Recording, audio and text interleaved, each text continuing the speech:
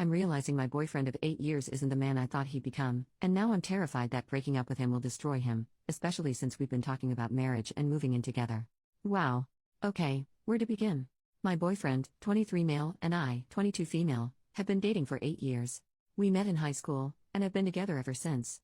We've grown and changed with each other miraculously, and our relationship has been amazing.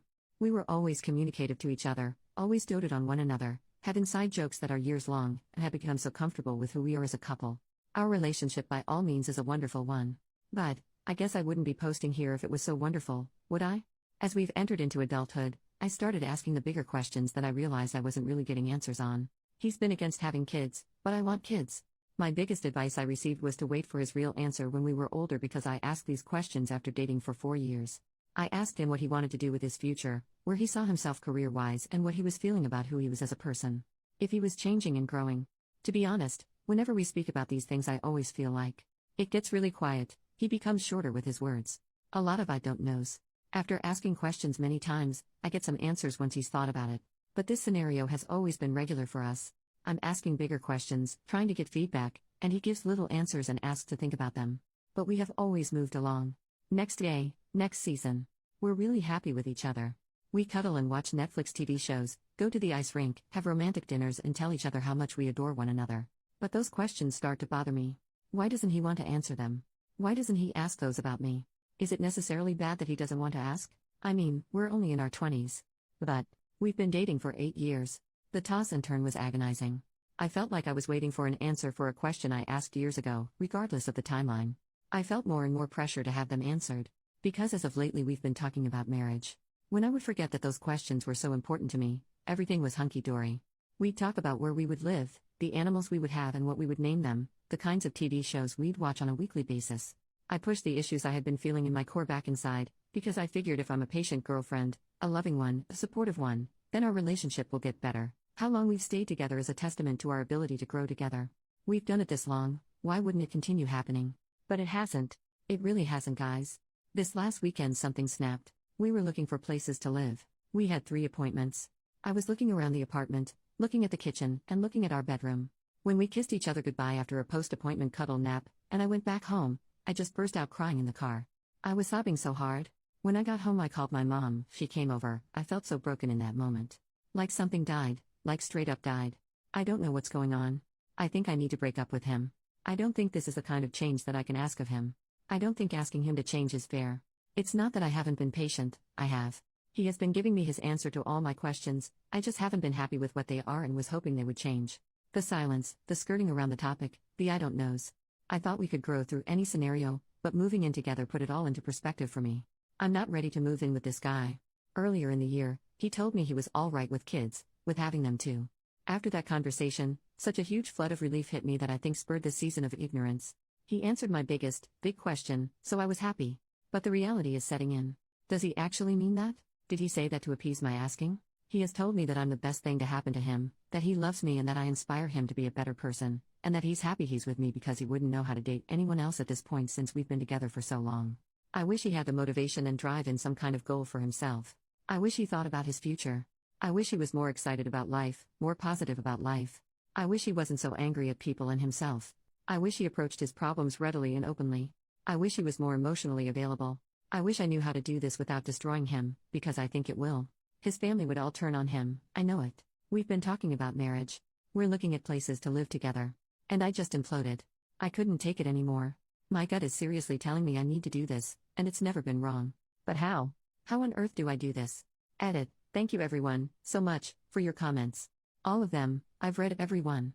I think after the initial hysteria and realization of what I was feeling, and putting it into written words, I've come to realize what I'm truly feeling. I'll post an update after this weekend when I talk with him, I'll tell you how it goes. Update 1 week later. So, the big conversation happened on Friday, a day earlier than what I was expecting. After writing this post and speaking to trusted family and friends, I decided I didn't want to wake up like I had all week, feeling like crap anymore. I'd open my eyes and just immediately feel that familiar pain in my chest. I wanted it to be over. He had been texting me normally in the week, so I knew he wasn't expecting this. It made it so much harder. That part wasn't easy, texting him back very plainly to avoid lying or leading him on. But I asked him if he'd like to meet on Friday and he said he'd love to, so I went over in the morning after running a few errands with my brother. He drove what he called a getaway car and said he'd pick me up when it was over. It was so hard. His family was decorating the house for fall. As soon as I got there, his mother asked me to help drape some fake leaves across the front porch. I stood there with my heart in my throat, helping her out. As soon as I found a window, I walked into the house and found him in the kitchen. He was still in his pajamas. I asked if we could talk in his room, and he said sure. He wrapped me in a hug and rubbed my back, and it took everything not to cry right then and there. We walked up the stairs to his room. I closed the door, and gave him one last, huge hug in the privacy of his room. I took a breath and then asked if we could sit down. I sat crisscross and began. I told him that I had been in so much pain since we came back after looking at places to live together. I told him that I didn't think we should live together. I told him that was because I didn't think we should be together. I told him it wasn't his fault, that this wasn't because he had something wrong. I told him I felt like there was something wrong with our relationship, and that I knew moving in together wasn't the right choice for us, and ultimately, committing to each other like that wasn't the right choice for me. I told him that I wasn't able to commit to him in that way, when the choice came.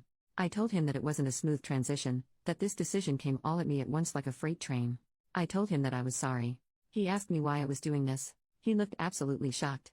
He told me he thought everything was perfect and that he didn't understand why I was saying this. He asked me where we should go from here. I told him I wanted to talk this out, since we've been together for so long. I told him I wasn't going to waver in my decision because I felt like it was the right choice to make, but I wanted to talk it out. Instead, he went to his dresser, got out of his pajamas, got into a change of clothes, grabbed his backpack, and left. His mother asked him for more decorating help, but as far as I knew, he walked by her.